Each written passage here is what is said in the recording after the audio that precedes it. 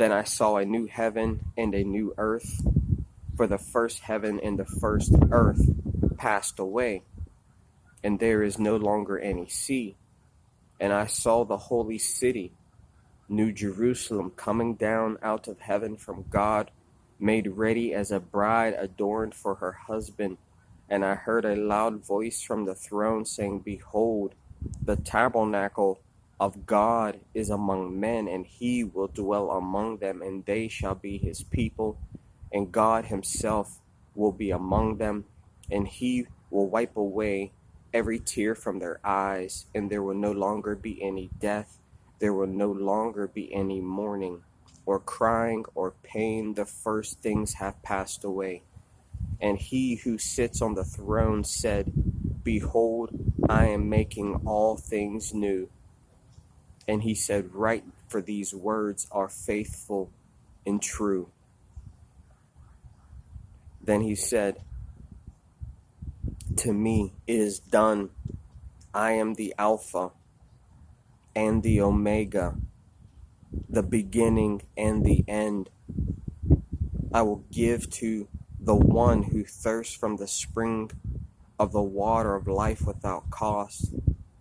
He who overcomes will inherit these things, and I will be his God, and he will be my son. But for the cowardly, and the unbelieving, and the abominable, and murderers, and immoral persons, and sorcerers, and idolaters, and all liars, their part will be in the lake that burns with fire and brimstone, which is the second death. Then one of the seven angels who had the seven bowls full of the seven last plagues came and spoke with me, saying, Come here, I will show you the bride, the wife of the Lamb. And he carried me away in the spirit to a great and high mountain, and showed me the holy city, Jerusalem, coming down out of heaven from God, having the glory of God. Her brilliance was like a very costly stone, as a stone of crystal clear jasper. It had a great and high wall with 12 gates, and at the gates 12 angels, and names were written on them, which are the names of the 12 tribes of the sons of Israel. There were 3 gates on the east, and 3 gates on the north, and 3 gates on the south, and 3 gates on the west.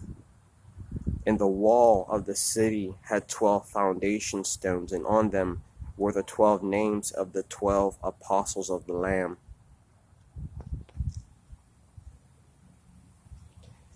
The one who spoke with me had a gold measuring rod to measure the city and its gates and its walls. The city is laid out as a square, and its length is as great as the width. And he measured the city with the rod, 1,500 miles. Its length and width and height are equal. And he measured its wall 72 yards according to human measurements, which are also angelic measurements. The material of the wall was jasper, and the city was pure gold, like clear glass. The foundation stones of the city wall were adorned with every kind of precious stone.